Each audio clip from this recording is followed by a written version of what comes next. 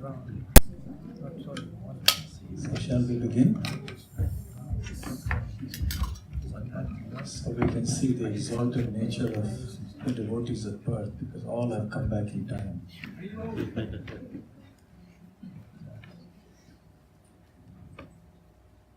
So we'll go now to discussing the qualities of a devotee that Lord Krishna mentions in the 12th chapter of the Bhagavad Gita.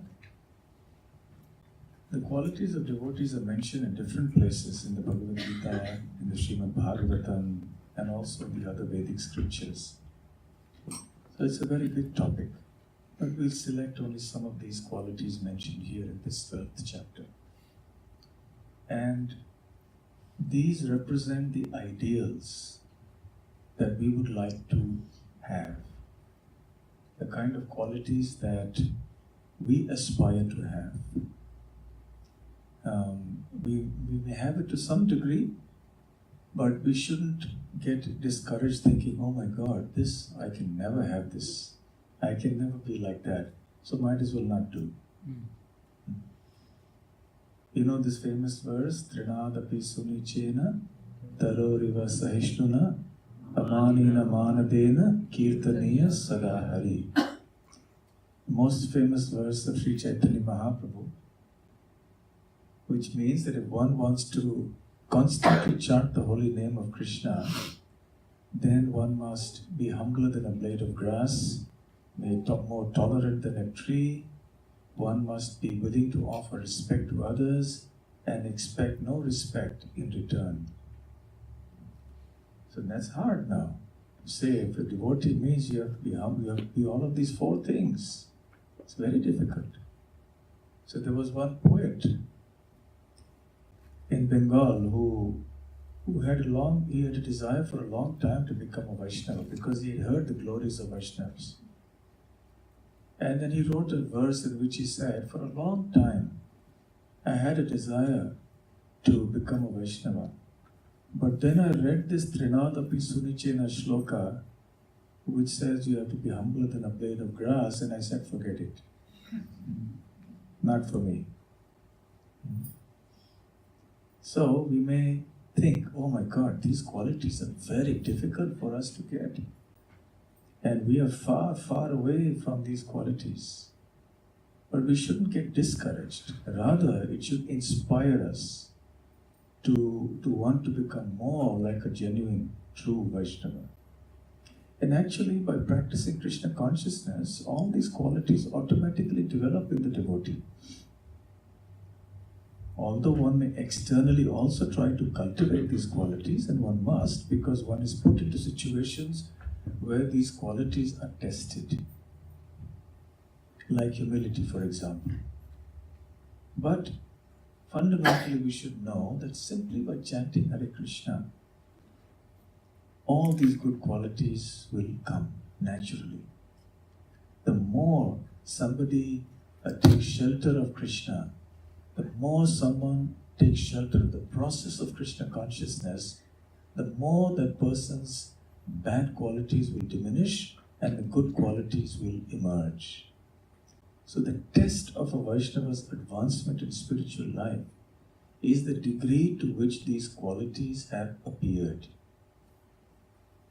To a large degree, many of these qualities represent the qualities of the soul, actually.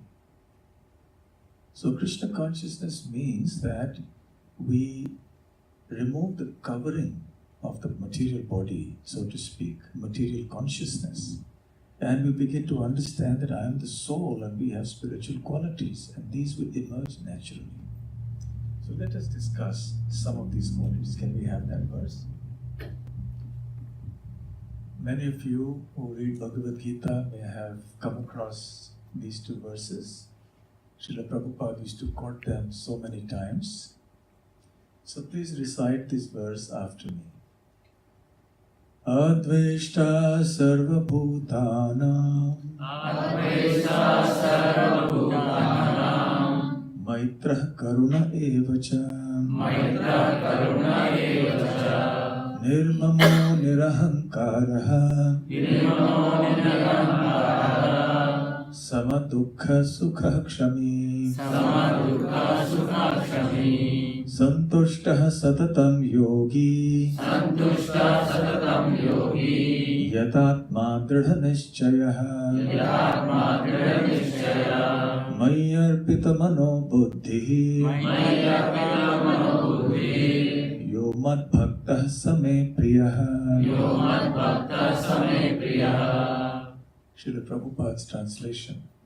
One who is not envious, but who is a kind friend to all living entities, who does not think himself a proprietor, who is free from false ego and equal both in happiness and distress, who is always satisfied and engaged in devotional service with determination, and whose mind and intelligence are in agreement with me, he is very dear to me. Yaha means who or he. Mad bhaktaha, my devotee. Mad means mine, my devotee. Same priya, that person is very dear to me, priyaha. So if you want to become very dear to Krishna, then we should try to develop these qualities, which are the natural qualities of a devotee. Krishna is not going to be pleased or impressed with any display or exhibition or demonstration of our material assets, our material qualities and attributes, like our wealth, our intelligence, our beauty, and some other material abilities. Krishna is only pleased fundamentally by devotion. Where there is devotion, all these good qualities automatically emerge. Elsewhere, Sri Chaitanya Mahaprabhu in the Chaitanya Charitamrita mentions 26 qualities of a devotee. The devotee has innumerable qualities, but Chaitanya Mahaprabhu has selected 26 of the important qualities. And he says, of all these 26 qualities, there is one which is the most important, and that is called Sarvaika Krishnaika Sharanaha. The process of surrendering exclusively to Krishna. Krishna Eka Sharanam.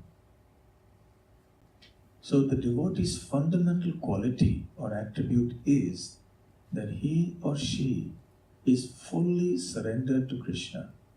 What does it mean to be fully surrendered to Krishna? It means in very simple terms to do what Krishna wants us to do, to follow his instructions. That's all.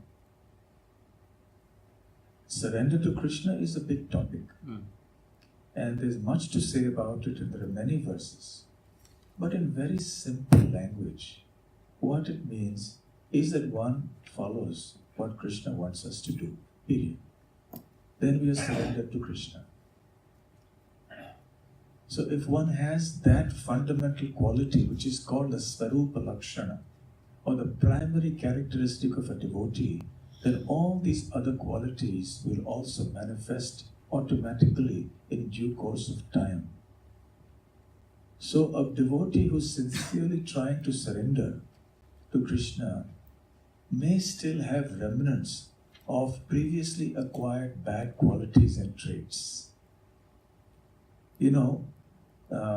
Our temples and our communities of devotees are like a hospital. What happens in a hospital? You have many people who come who have some illness. And there are different stages of recovery. If you look at a snapshot of everybody who's present in the hospital, they're all diseased except the doctors. They're supposed to be healthy at least. But most of the people there are patients, and they have a variety of ailments, and there are different stages of recovery from the ailments because they're taking treatment. So similarly, in our temples and in our communities of devotees, we also all come here for treatment, for therapy. What is our disease? Forgetfulness of Krishna. The material consciousness is our disease. So there is a huge epidemic outside. Nowadays people are speaking about such and such disease being, swine flu or HIV or so many diseases they have, medically speaking. They speak about that as being the most dangerous of the widespread diseases. Zika virus, Zika, and so many things like that. But actually the most dangerous disease, the most widely prevalent disease is forgetfulness of Krishna, is material consciousness. That's the disease. So we have a few hospitals, and we are sitting in a hospital right now. So we have come here for treatment, for therapy. So naturally, we are all at different stages. So we still carry with us our baggage of some of our past tendencies and our natures and our bad qualities. And they sometimes come out in our interactions with people, including devotees. So our ego or whatever else, the anarthas, the bad things in the heart, they just come out in our speech, in our actions sometimes. So one has to be so introspective, one has to be so cautious that every time we speak something or act in a certain way, we should reflect, is this in keeping with me as a devotee? Am I supposed to be saying this or speaking like this or acting like this as a devotee? If Krishna were present here, if Prabhupada were present here, would they approve of seeing me behaving or speaking in this way? But in order to know whether something is appropriate or not, and to judge ourselves, do some self-assessment, so to speak, we must have a standard by which we can judge it, a frame of reference. So these injunctions from the scriptures, these descriptions of the various qualities of devotees, they serve as that standard by which we can judge where we stand now. And if we are honest to ourselves, then we will see that yes, I think we are a long way off, I need to improve on this, I need to do that. So in this way, it becomes a very active, or rather interactive kind of process. We're interacting with ourselves, with our mind, which is full of bad tendencies. And we're reflecting on what we've heard and read from the Bhagavad Gita, the Srimad Bhagavatam, and trying to correlate it. Where do I stand with respect to this? So therefore the devotee is always trying to improve, just as a patient is always eager to improve and get rid of the ailment. Similarly, we also want to get rid of this material consciousness which brings so much suffering in its wake. And we want to come to a natural state of consciousness which is love of Godhead. And we want to be situated there and taste that eternal bliss that comes. So let's see what that standard is, what that frame of reference is. The first thing, not envious. Oh, that's a tough one, isn't it? Not to be envious of somebody, not to be jealous of somebody is very hard. Now we may think, well, I used to be jealous of my neighbor and think the neighbor has a bigger house than me, has more cars than me, but now after I become a devotee, I don't grudge that devotee, that person, that neighbor, his car or his house. Fine, that's very, very good. But what about our other devotees? Do we start feeling, this one is making more advancement in Krishna consciousness than me? Now we come to the tricky part. So when we become devotees, it's relatively easy to stop being envious or jealous of the material accomplishments or attainments or possessions of others in terms of the gross things. But then when it comes to the subtle things, then it may be dangerous.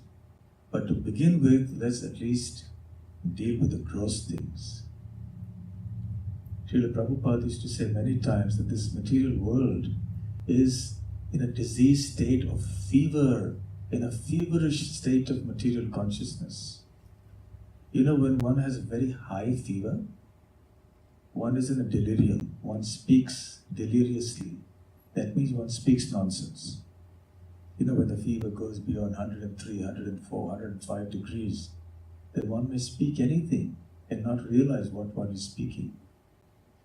Srila Prabhupada used to quote a little funny story, which I like narrating. That one time there was a very wealthy man whose wife got fever. And they were very, very wealthy, so they had many assistants and servants in the house. So at the same time as the lady of the house got some fever, the maid servant also got fever. But there was a problem from the point of view of the lady of the house. What was the problem? Her fever was 100 degrees, but the maid servant's fever was 103 degrees. So she said, how is that? I am the lady of the house, and she is the maid servant, and she has 103, and I have only 100. Now that can't be. And she was very angry, and she wanted to sack that employee, the maid servant. Then the man of the house came and said, what's happened? What's the problem? He said, she has 103 and I have only 100. He said, what kind of problem is this? She has 103 but it's only fever. So what is the difficulty? But she would not listen. So similarly, we also are desirous in general of increasing our fever of material acquisitiveness. I want, I want, I want. Big disease. This I want, these two words, I want, very big disease. So we say, well, that person has a big house, I want. That person has 104 degrees, I want 105 degrees fever.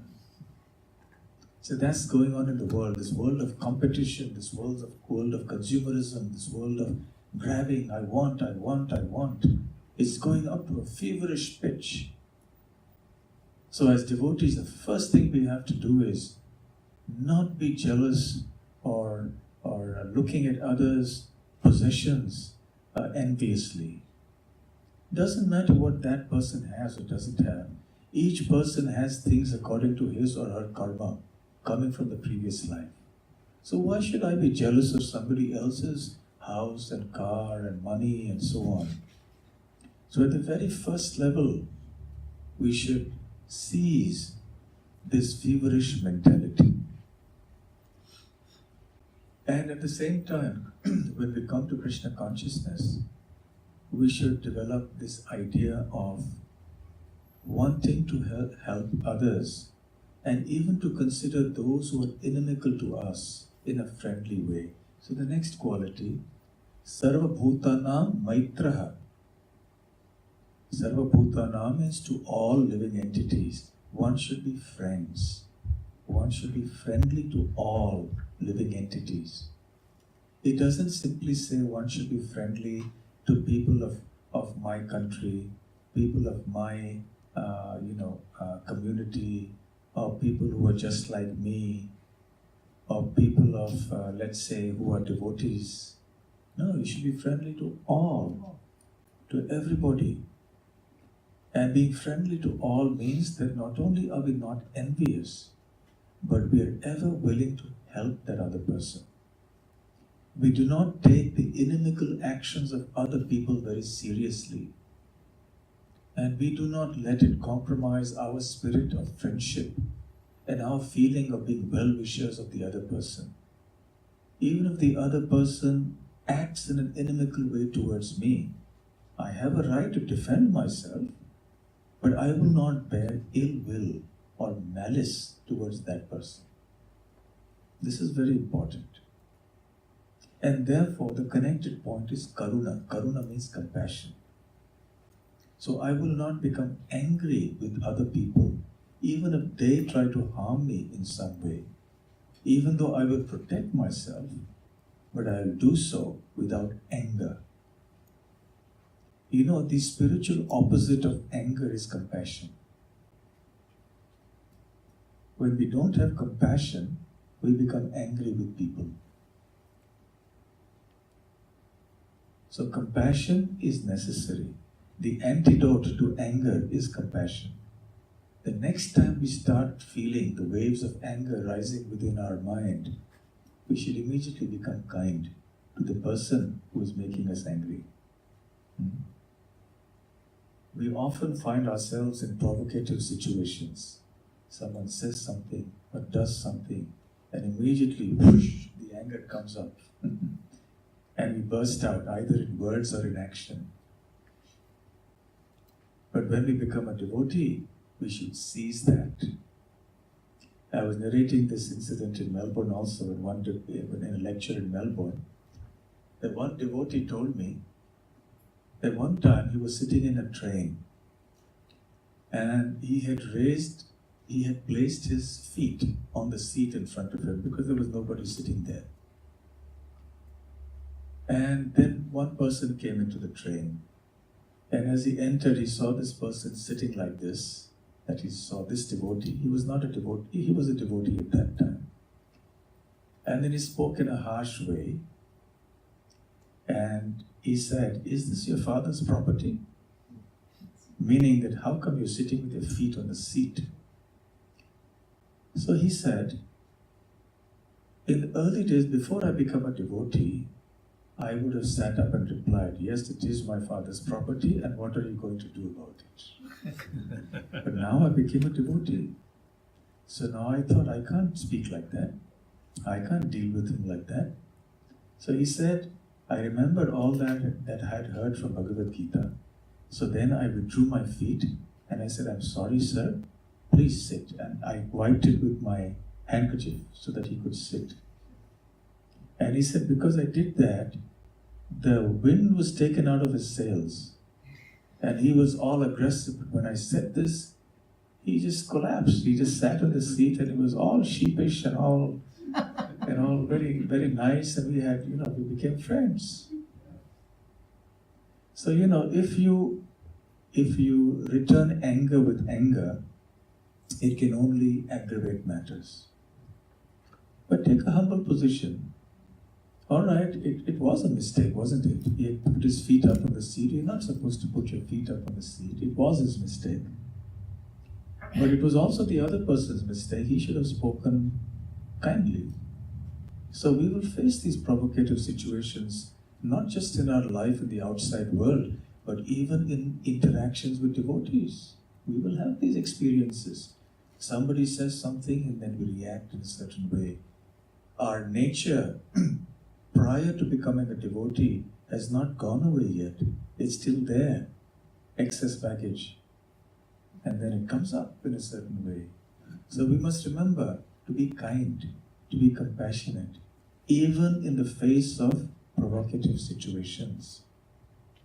And another important aspect of Maitra and Karuna, being friendly and being compassionate, is it is not just restricted to human beings, not just restricted to devotees. The word Sarva Bhutanam means all living entities. So we should also be kind to the animals, to the birds, and at the very least we shouldn't eat them. Even if we're not doing anything to protect them actively, at the very least, at least we should not eat. So therefore, we should stop being cruel. We have to be kind to everybody. The next quality is nirmamaha. Mamaha means mine. Or having a sense of proprietorship. This is mine. Nirmamaha means to be free from the sense of proprietorship. Because it's false. Nothing belongs to me. Everything is the property of the Lord.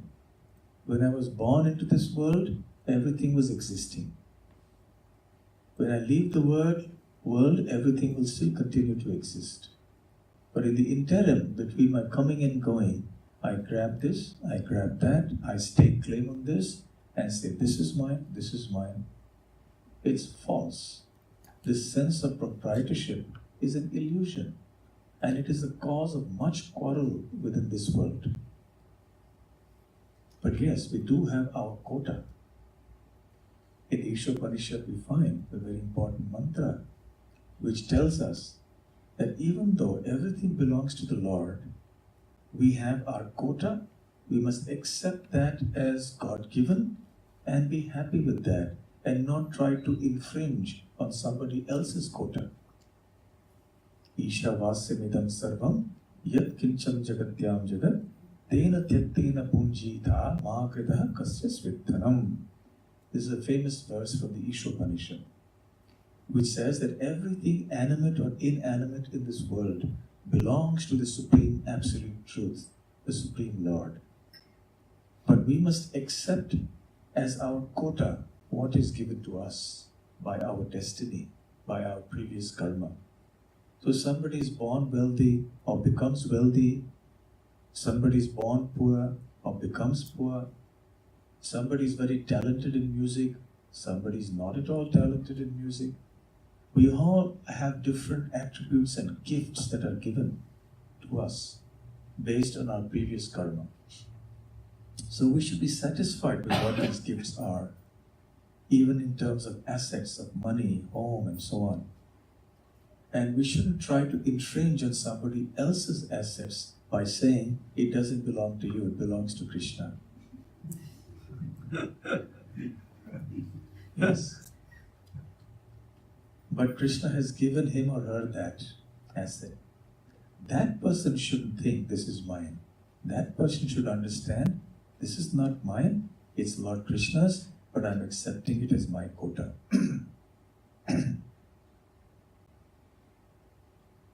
One time there was a king, and he had become a little proud. So he had a very wise minister who said, because people were very disturbed because of the king's arrogant behavior. You know, kings can be very temperamental. So they went to this wise minister for whom the king had respect. If there was anyone who could tell something to the king, it was this minister. So the minister thought about the problem and he said, okay, let me try to deal with it. So one day in the evening when the king was taking a walk in his palace gardens, he came across this man who was dressed like a hermit and who was sprawled across the little pathway in the garden. So he became infuriated. How is this that this person is lying on my road like this, sprawled out on the path? And he addressed him in a very rude way. Who are you? Get up, move out. And the man lying on the road didn't respond at all. He just turned the other way. That added insult to injury. So he said, don't you know who I am? So then the man turned upward and in a lazy glance and with a lazy voice he said, please tell me, who are you? He said, I am the king. You don't know who I am? Yes, I'm the king. Oh, you're the king. So do these grounds and does this palace belong to you? He said, yes. So can I ask you a few questions? Somehow or the other he said yes. Because he wanted to know who had the courage to do this, to lie on the street like this in front of him in his palace. He said, who did this palace belong to and this kingdom belong to before you? My father. And who did it belong to before him? He said, his father. And who will all this belong to once you leave this world? He said, my son. And who will it belong to after he leaves? He said, his child. So the man who was lying on the street began laughing very loudly, uproariously. And now again the king became furious. And he took out his sword and he was going to kill him. And then he removed his disguise and revealed himself as that minister.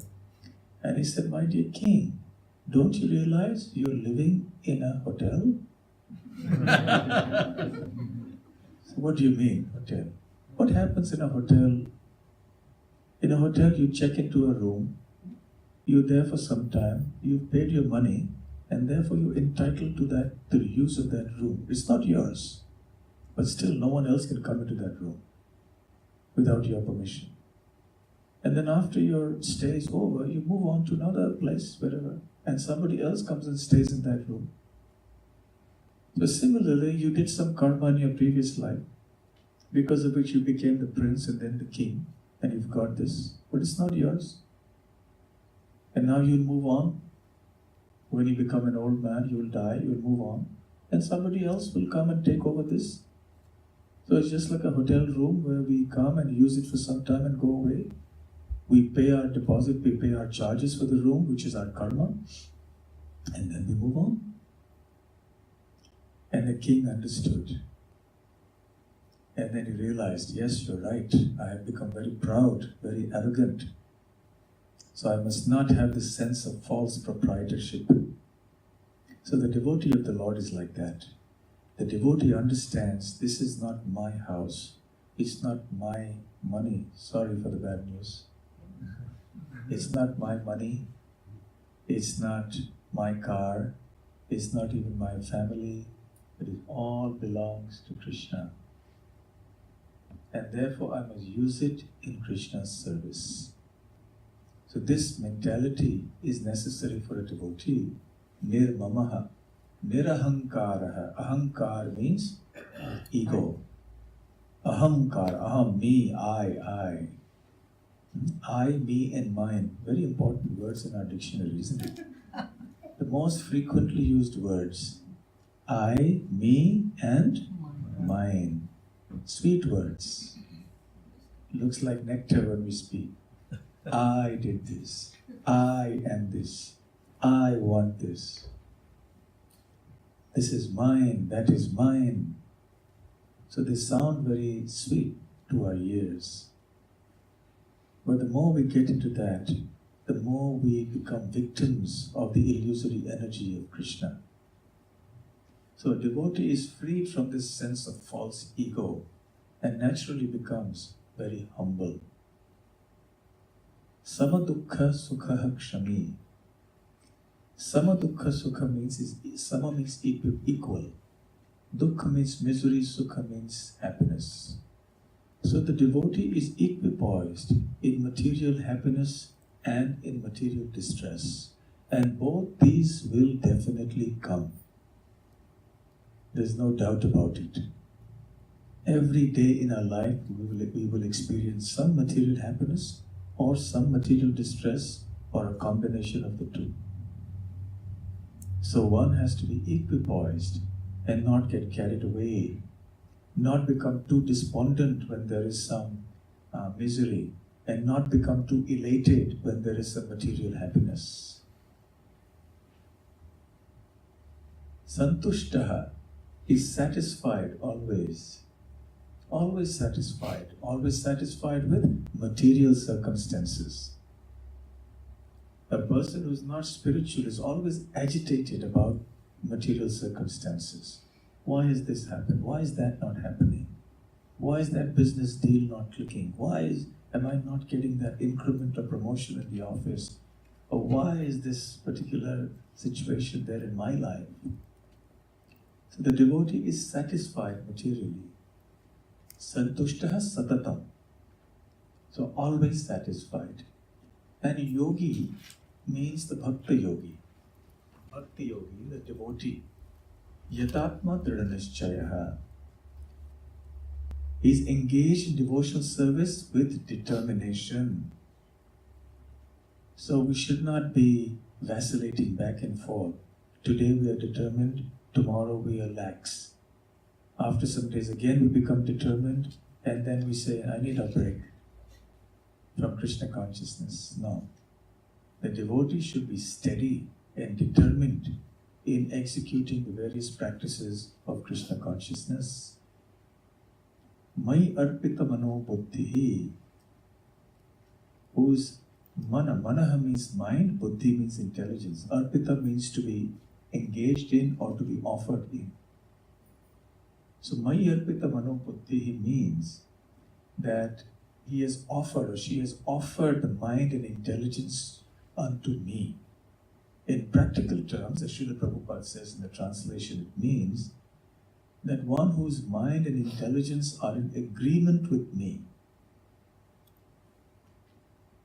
We all have experience of a magnet. and iron filings. Iron filings are randomly placed in general. But if you place a magnet at a certain distance from those iron filings, then they all get aligned in the direction of the north-south pole of the magnet, isn't it? Automatically. So similarly, Krishna is that magnet, and we are those iron filings. And presently we are rusted. So because of that rusted nature, the iron filings don't get attracted to the magnet. But the nature of the iron filing is to get attracted to the magnet. So if an iron filing is not getting attracted to the magnet, it means there is a lot of rust there. So the rust has to be rubbed away. So also, if we are not getting aligned in our mind and intelligence to Krishna, it means there's a lot of rust. Or lust. Lust means any desire that is not Krishna's desire. So we have to rub that off. Cheto darpanamarjanam. And that rubbing off process is Krishna consciousness, and particularly the chanting of the holy names of the Lord. As we do that, we find our mind and our consciousness becoming more and more aligned with Krishna's. So we want to do what Krishna wants. But as we go along, then we find there are many things that I want to do separately from what Krishna wants. So the devotee has to again be introspective and see that I only want to do what Krishna wants me to do. So these are some of the qualities of a devotee that make the devotee very dear to Krishna. There are many more qualities, but we are now at 12:30, so we have to stop here. And we'll resume in the next session with some activities. There are many more qualities that Krishna speaks about here. But if we have time, we'll discuss them. Otherwise, I leave it to you to read the Bhagavad Gita, chapter 12, texts 13 on to 19. Thank you very much. Hare Krishna. Hare Krishna. Srila Prabhupada ki jai. Thank you very much.